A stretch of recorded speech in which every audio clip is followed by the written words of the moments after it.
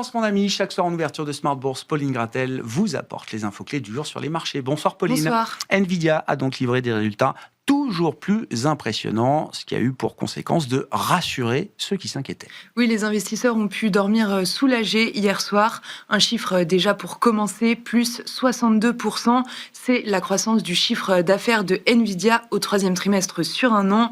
Un chiffre d'affaires qui s'établit à près de 60 milliards de dollars sur la période et qui surpasse les attentes des analystes. Le bénéfice net de Nvidia bondit, lui, de 65% sur un an à 32 milliards de dollars. Qu'est-ce qu'on peut apporter comme détails supplémentaires sur cette publication, Pauline? Les data centers ont généré un montant record de plus de 50 milliards de dollars. La demande est tellement forte que Jensen Huang a déclaré que les ventes de puces Blackwell sont hors normes et les GPU pour le cloud sont même en rupture de stock. Des résultats spectaculaires donc, mais il y a encore mieux.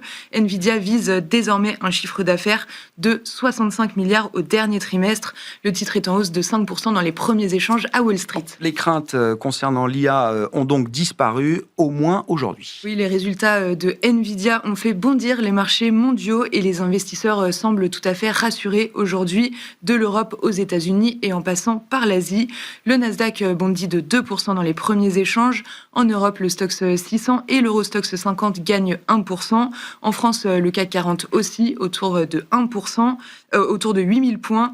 En Asie, le Nikkei et les indices taïwanais ont bondi de 3% et le Kospi de 2%. Et puis, c'est le retour du rapport sur l'emploi américain, 48 jours après la date à laquelle il aurait dû être publié, un rapport qui concerne le mois de septembre. Oui, il y a 2 mois, l'économie américaine a créé 119 000 emplois. C'est plus de 2 fois ce qui était attendu. Le chiffre du mois d'août a été révisé à la baisse, passant de 22 000 créations à 4 000 destructions. Les salaires augmentent de 0,2% sur un mois et de 3,8% sur un an. Le taux de chômage est en légère hausse à 4,4% de la population active. Le BLS indique par ailleurs que le rapport d'octobre est annulé. Bon, ce rapport a-t-il eu des conséquences sur les marchés obligataires mondiaux, Pauline? Le rendement américain à 10 ans oscille entre 4,10 et 4,15%. En Europe, le rendement allemand à 10 ans est légèrement supérieur à 2,70%. Au Japon, le rendement de même échéance poursuit sa remontée et s'établit désormais au-delà de 1,80%. Et le rendement à 30 ans s'approche de 3,40%.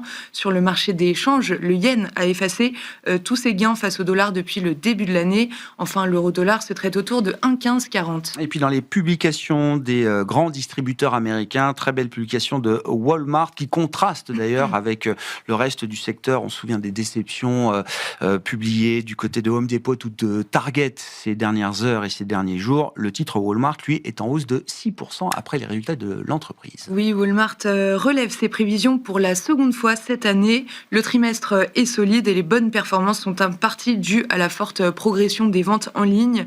Walmart profite pleinement d'un contexte où la clientèle recherche les prix les plus bas. Et Walmart annonce par ailleurs son transfert au Nasdaq dès le mois de décembre. Et puis BNP Paribas offre une belle séance aujourd'hui avec un titre en hausse de plus de 5%. Oui, la banque a annoncé le relèvement d'un de ses objectifs de ratio de solvabilité. Et BNP Paribas a également lancé un rachat d'actions de 1,15 milliard d'euros. Enfin, la chute du jour en France est hors CAC 40 et elle est signée Soitec qui s'effondre de 30% au plus bas depuis 8 ans après l'annonce de prévisions jugées décevantes. Quel sera le programme à l'agenda demain sur les marchés pour conclure la semaine, Pauline? La journée de demain, ce sera une journée d'échéance sur les marchés avec l'arrivée à expiration de plusieurs produits dérivés à l'occasion de la séance des 3 sorcières. Les investisseurs prendront également connaissance de toute une série de PMI préliminaires en zone euro et aux États-Unis. Et côté résultats, ceux de Macy's sont attendus. Tendance, mon ami, chaque soir en ouverture de Smart Bourse, Pauline Gratel vous apporte les infos clés du jour sur les marchés.